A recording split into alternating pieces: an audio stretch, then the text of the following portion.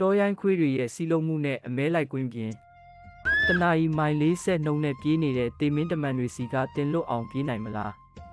တောရိုင်းကဘာမှာတော့ဒီခွေးတွေရဲ့အကြည့်တွေရောက်သွားပြီဆိုရင်လွတ်လန်းဆိုတာမရှိတလောက်ပါပဲဒါပေမဲ့သူတို့မလိုက်နိုင်တဲ့တနေရာတော့ရှိပါတယ်အခုပဲဒီအမဲလိုက်ပွဲဘလို့အဆုံးသတ်မလဲကြည့်လိုက်ရအောင်သူတို့ရဲ့ပြစ်မှတ်ကိုအမိအယဖမ်းဆီးပြီးတဲ့နောက်မှာတော့ဒီနေ့အတွက်အမဲလိုက်ပွဲကအောင်မြင်မြင်နဲ့ပြီးဆုံးသွားခဲ့ပါပြီဒီနေရာမှာတခုထူးခြားတာက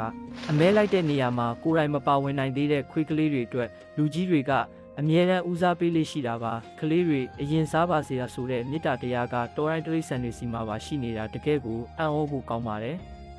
ဒါပေမဲ့တောထဲမှာအသက်ရှင်ဖို့ဆိုတာအမဲလိုက်တဲ့ယုံနဲ့မပြီးသေးပါဘူးခွေးကလေးတွေတင်ယူဖို့တင်ငန်းစာတစ်ခုကျန်ပါသေးတယ်အဲ့ဒါကတော့အစာလူဖို့ချောင်းမြောင်းနေတဲ့ဟိုင်းအီနာအင်းနယ်တွေကိုဘလို့ကင်တွယ်မလဲဆိုတာပါပဲသူတို့တင်ပေးတဲ့ပထမဆုံးတင်ငန်းစာကခုခံမှုထက်အရင်ဆုံးတိုက်စစ်ဆင်ပါတယ်